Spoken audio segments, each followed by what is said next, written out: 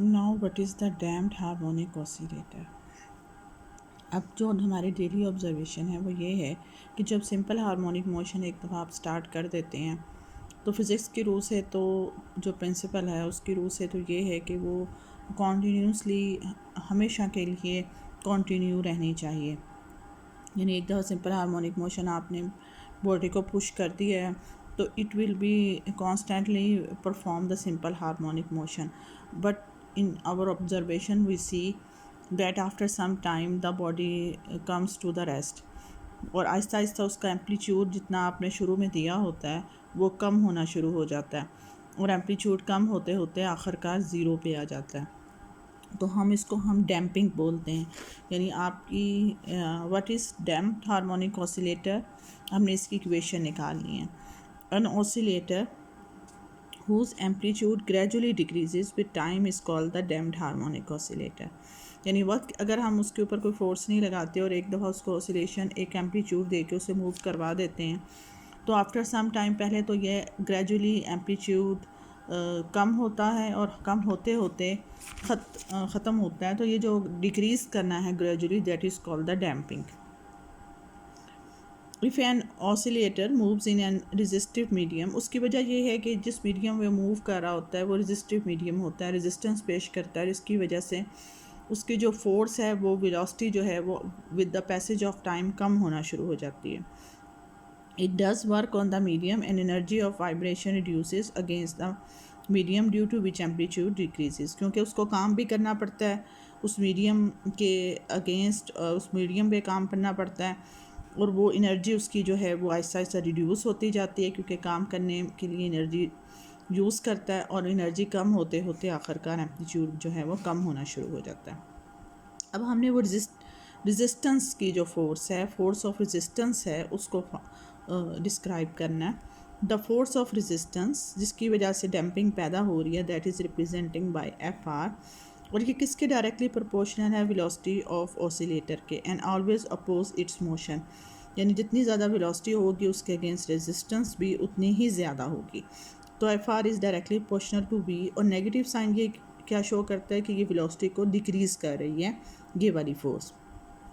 अब F R is equal to minus B V है, B जो है वो कांस्टेंट है प्रोपोर्शनैलिटी का, that is F R is equal to minus B into V. V जो है वो वेलोसिटी है, that is derivative of rate of change of displacement D X over D T, और जो बी है, बी जो है ये क्योंकि डैम्पिंग के लिए यूज़ हो रहा है, इसको हम डैम्पिंग कांस्टेंट कहते हैं। Total force which opposes the motion of the harmonic oscillator is sum of restoring force and resistive force। अब टोटल उसके ऊपर कौन कौन सी फोर्स लग रही है, एक आपके पास माइनस के एक्स है जो कि रिस्टोरिंग फोर्स है, जो जाहिर है कि वो वेलोसिटी को बढ़ने वापस मेन पोजीशन की तरफ लेकर आना चाह रही है, और दूसरी फोर्स जो है वो डैम्पिंग की फोर्स है, that is equal to minus B D X over D T. तो ये टोटल दोनों नेगेटिव फोर्सेस है। अब एफ़ जो है वो एम में होता है, इस एफ़ की जगह हम एम और ए की जगह हम derivative double derivative with respect to time लिख देंगे, ये इक्वेशन वैसे ही आ जाएगी। अब इस सारी इक्वेशन को हम इधर ले जाएंगे तो ये एक कंप्लीट इक्वेशन बन जाएगी। अब इस जो हमारे पास कांस्टेंट वैल्यूज़ हैं उनको हम किसी ना किसी कांस्टेंट के इक्वल लिखेंगे। बी भी कांस्टेंट है, मैस भी कांस्टेंट है, के भी कांस्टेंट है, एम भी कांस्टेंट है, के ओवर एम तो हमें पता है, ये तो आपको पता है कि ये ओमेगा नॉट स्क्वायर के इक्वल है। इसमें हमारे पास जो बी ओवर एम है ये एक बीटा कांस्टेंट होता है जो कि बी ओवर टू एम के इक्वल होता है।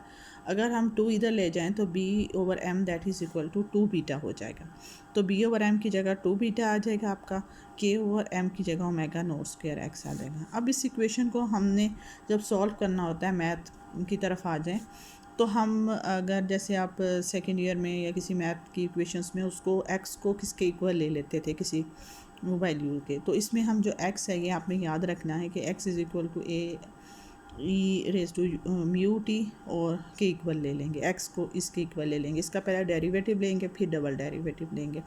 अब ये डबल डेरिवेटिव और डेरिवेटिव की जगह हम ये वैल्यूज़ डालेंगे, इसकी जगह हम अब ये वैल्यू डालेंगे, D X over D T की जगह ये वैल्यू डालेंगे, और आप एक्स की जगह इसकी वैल्यू अब ये आप अगर आप देखें तो एक कांस्टेंट, एक कॉमन है, एक कॉमन हो गया। अब ये क्वाड्रेटिक इक्वेशन बन गई, ठीक है। क्वाड्रेटिक इक्वेशन को आपको पता है सोल्यूशन क्या होता है आपका, क्वाड्रेटिक इक्वेशन क्या हो जाएगी, इसका सोल्यूशन जब निकालेंगे तो क्या आएगा, म्यू आएगा, -2 भी आ जाएगा, ये जो आपके पास -b plus minus B square, ये तो आपको -4ac square root over 2a होता है, ये वो वाली इक्वेशन है। अब ये आप उसमें वैल्यूज़ को पुट कर लोगे, ठीक है। इसमें आपके पास a जो है वो 1 है, b जो है वो 2 बीटा है, और c आपके पास इसमें म्यू नॉट स्क्वेयर है। अब ये आपके पास इक्वेशन आ गई। अब इसमें पता है आपको एक दो सॉल्यूशंस होते हैं, एक प्लस के साथ आ जाएगा इसका और एक माइनस के साथ आ जाएगा। 2 से कैंसिल हो गया, इस 2 इधर से भी 2 कॉमन लेंगे, 2 बाहर आ जाएगा, तो ये आपके पास दो सॉल्यूशंस आ गए, एक μ1 आ गया और एक μ2 आ गया।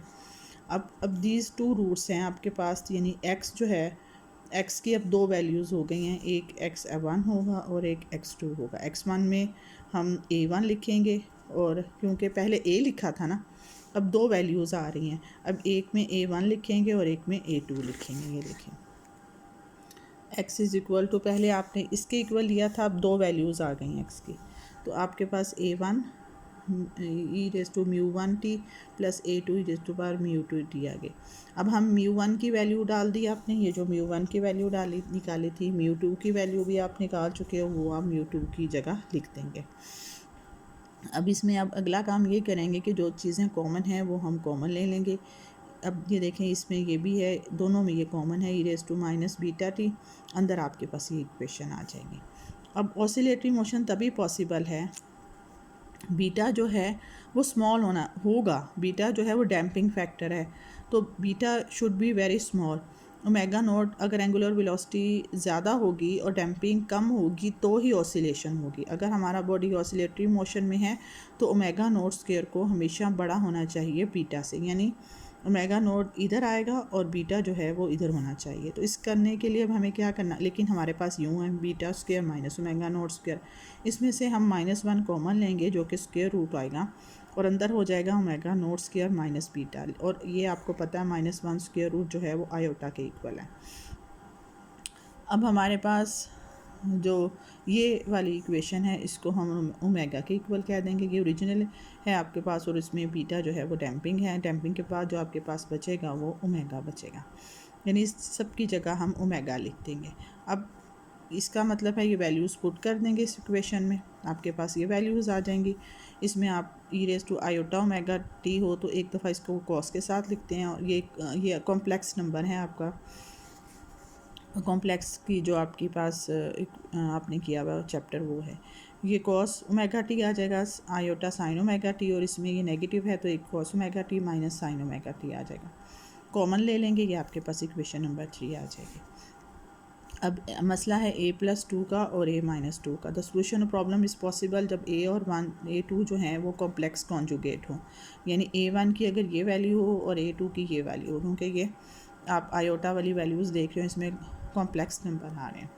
अब इन दोनों को ऐड करेंगे और माइनस करेंगे तो आपके पास 2a और 2 आयोटा भी आ जाएगा। इसकी जगह हम इसकी वैल्यू लिख देंगे।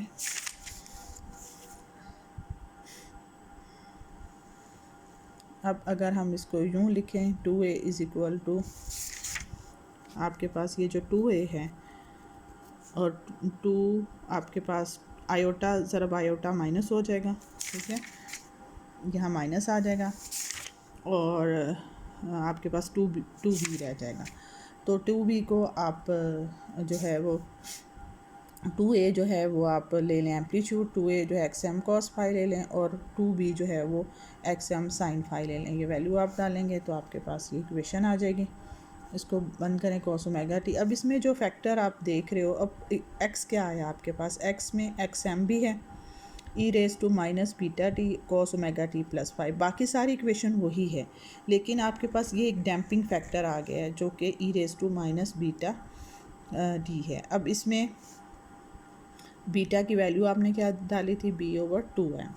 अब ये आपके पास बीटा की जगह आप वैल्यू डाल देंगे, तो x is equal to xm e⁻−βt bt/2m cos omega t plus 5।